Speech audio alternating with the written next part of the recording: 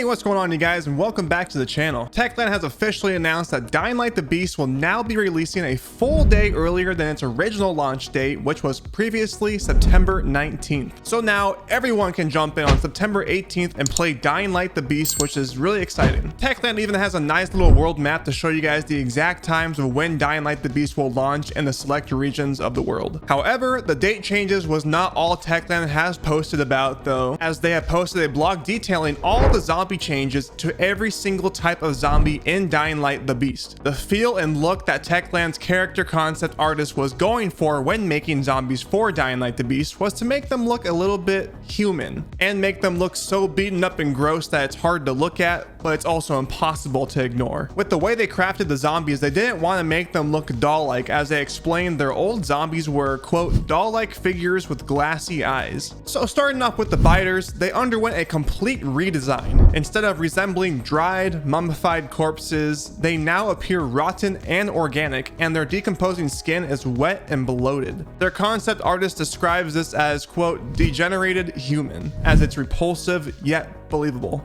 Techland has created over 110 variants of biters and says you'll encounter different body types from skinny to regular and obese, as well as special types that introduce unique gameplay changes, such as the classic gas tank biter, which is the zombie with the hazard suit from Dying Light 1 and Dying Light 2. Moving over now to the virals. The virals are different compared to other games in the past. In the lore of Dying Light, they've only recently turned from human to viral, but they still have that trace of human inside them. These virals in Dying Light the Beast have natural skin tones, recognizable features, and the look of someone who hasn't turned for long. But the way they still show a human side makes them even more disturbing, as Techland has exaggerated blood patterns, their crazy expressions, and the way they look in their eyes pretty much tells you how scary they are. And they say there's going to be nearly 60 variants of these virals inside Dying Light the Beast, which is insane to think about. One of these viral types that Techland has shared about is called lab virals, and these guys were victims of the Baron's awful experiments. The way they look is described as having decomposed skin and open wounds, which hint at their surgical tamperings during their time with the Baron. So it seems like this game is going to be very dark and gory, which I'm here for. I think it's time for Dying Light to come back to a very horror-ish theme. What do you guys think? They also go on to talk about 3 special infected, such as the Howler, which is a psychiatric patient that still has its restraints onto him, and he's pretty scary looking. Then you have the Goon, which is a massive Hulk-like brute in the body of a blue-collar worker. And lastly, you have the Spitter, which I personally hate, which used to be a medical professional but now spews corrosive acid, which he used to heal himself with, which is a pretty cool fact, I guess. So it seems like they really went into detail with the backstory on these types of zombies and virals, which is pretty cool. Techland says the true stars of Dying Light the Beast, however, are their chimeras. The chimeras were born from the lab of the Baron by taking different types of special infected zombies and pushing them beyond their limits. Techland even says they went as far as to study the human body, such as muscles, to make sure everything on the infected looked as real as possible. One of their other chimeras that the Baron had made in the lab is called the Matriarch.